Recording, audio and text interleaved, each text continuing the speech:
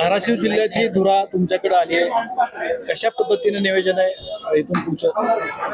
आमचे मुख्य नेते एकनाथजी शिंदे साहेबांच्या आदेशाने महाराष्ट्रभर जो त्या ठिकाणी त्यांनी संघटनात्मक रचना केली त्यातला भाग म्हणजे धाराशिवची जबाबदारी माझ्यासारख्या कार्यकर्त्यावर दिली. त्यामुळे धाराशिव लोकसभेतल्या संघटनात्मक एकंदरीत बांधणी करणे, SIR सारख्या मोहिमेमध्ये BL-1चा सहभाग नोंदवणे आणि एकंदरीत शिवसेनेचा नेत्यांचा विचार तळागाळापर्यंत पोहोचून संघटना मजबूत करणे या दृष्टिकोनातून जबाबदारी देण्यात आली.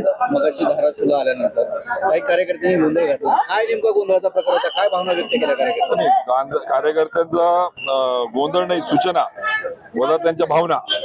माझं काम आहे त्या ठिकाणी. मी एका प्रकारे संघटनेचा डोळा, संघटनेचा कान, साहेबांचा दूत म्हणून समन्वयासाठी या ठिकाणी आलोय. त्यामुळे त्यांच्या भावना, त्यांच्या सूचना, त्यांच्या अडचणी समजून घेणे माझं कर्तव्य आहे. त्यामुळे मला आनंद वाटतोय की निश्चित जे काही छोटे मोठे उणे जुने, छोट्या मोठ्या कार्यकर्त्यांच्या मनातले प्रश्न, अडचणी याला साहेबांच्या पर्यंत पोहोचून न्याय कसं देता येईल या दृष्टिकोनातून कार्यकर्त्यांच्या भावना ऐकण्याची संधी माझ्यासारख्या कार्यकर्त्यांना. जिल्हा प्रमुखावर नाराजी व्यक्त केली? नाही, कोणावरही नाराजी नाही, ना गट नाही, तट नाही. कार्यकर्त्याच्या भावना आहेत त्या कार्यकर्त्याच्या रूपाने त्या ठिकाणी पोहोचवण्याचा प्रयत्न त्यांचा होता. गटबाजीचं आव्हान आहे असं तुम्ही म्हणता, मात्र प्रत्येक निवडणूक असेल, प्रत्येक कार्यक्रम असेल, स्पष्टपणे ठळकपणे दिसतं की गट आहेत. आज तर कुठे दिसलं नाही आता. बॅनर बघितले तरी ते गट दिसतात. आज जो कार्यक्रम आता होतोय याच्यात कुठलाही गट नाही, तट नाही. सर्व जिल्हा प्रमुख, तालुका प्रमुख, सर्व प्रमुख पदाधिकारी आवर्जून या ठिकाणी उपस्थित आहे. नवे तर दिलेली जबाबदारी जी आहे त्यांना BL-1ची नेमणुका त्या सगळ्या पूर्ण करतायत. त्यामुळे आता आपण बघतोय शिवसेनेचा 6 पंचायत समिती सभापती या ठिकाणी आहेत. आज 15 जिल्हा परिषद सदस्य आहेत. त्यामुळे शिवसेनेची ताकद वाढते. त्यामुळे कदाचित 1-2% कोणाचे काही नाराजी असतील तर ते ऐकून घेतले जातील.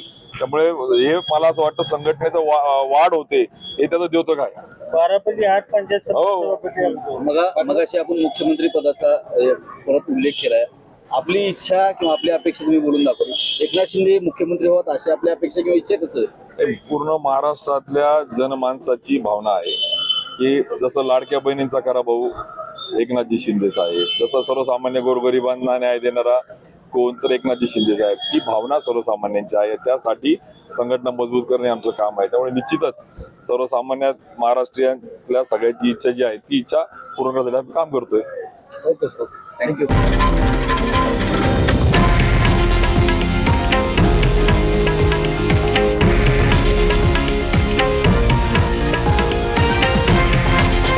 हे आहे देशातील नंबर 1 न्यूज नेटवर्क आणि आपण पाहत आहात TV9 मराठी, एकमेव.